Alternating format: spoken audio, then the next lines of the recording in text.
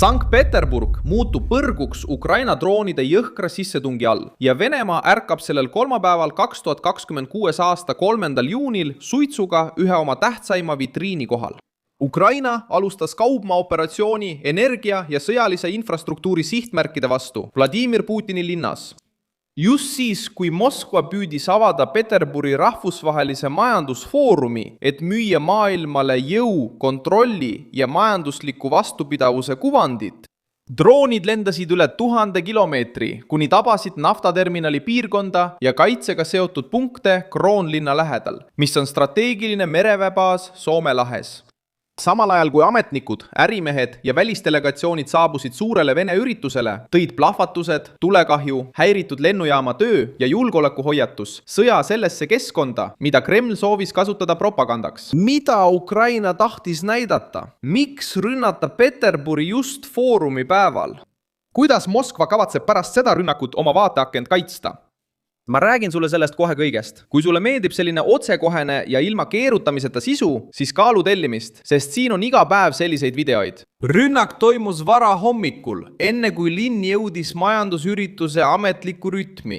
Volodymyr Zelenski sõnul tabasid Ukraina droonid Peterburi naftaterminali ja Kronstadti piirkonnas asuvaid sõjalisi rajatisi. Kaugus avaldab muljet, sest operatsioon ei toimunud rindele lähedal. See jõudis Loode-Venemaale, kaugele Ukrainast, piirkonda, mida Moskva on alati käsitlenud tagala, juhtimise ja prestiiži alana. Tšastsil saab rünnak tõelise kaalu. Ukraina tõi sõja Putini poliitilise ukse ette päeval, mil Venemaa tahtis näidata, et toimib edasi hoolimata sanktsioonidest, läänepoolsest isolatsioonist ja aastatepikkusest avatud konfliktist. Vene ametivõimud kinnitasid droonirünnakuid mitmes Peterburi ja Leningradi oblasti paigas.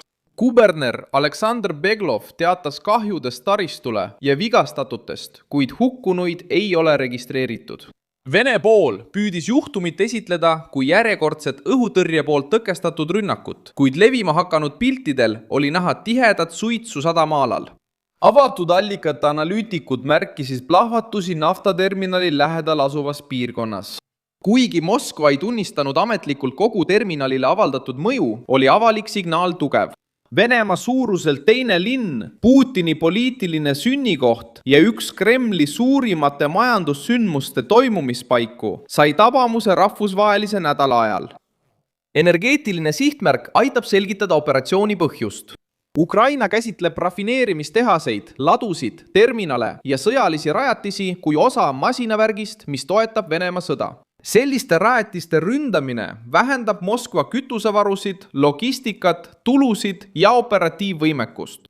Peterburi naftaterminal on oluline, kuna see on seotud ekspordivoo ja naftatoodete liikumisega Loode-Venemaal. See ei olnud juhuslik sihtmärk. See oli tundlik punkt majanduses, mis püüab hoida energiakauplemist peamise tuluallikana. Kronstadti piirkond suurendab rünnaku tähtsust. Linn asub olulises mereväe piirkonnas, mis on seotud Peterburi kaitsega ja juurdepääsuga Soome lahe kaudu. Rahvusvaheliste väljaannete teatel oli rünnaku sihtmärgiks ka sõjalised rajatised ja mereväe objekt, kus mainiti hoolduses olevat laeva. Isegi kui kahju ulatus vajab veel sõltumatut kinnitust, on sõnum selge. Ukraina tahab näidata, et suudab tabada mitte ainult energiahoidlaid, vaid ka kaitserajatisi ühes Euroopa Venemaa sümboolseimas piirkonnas. Kõige ebamugavam Moskva jaoks oli just rünnaku ajastus. Peterburi rahvusvaheline majandusfoorum toimub 3.–6. juunini ning toimib Kremlile kui vitriin ettevõtjatele, ametnikele ja välisdelegatsioonidele. Venemaa püüab seda kohtumist kasutada, et tõestada, et ta ei ole üksi. Tal on endiselt partnereid ja tema majandus on endiselt avatud lepinguteks väljaspool lääneriike.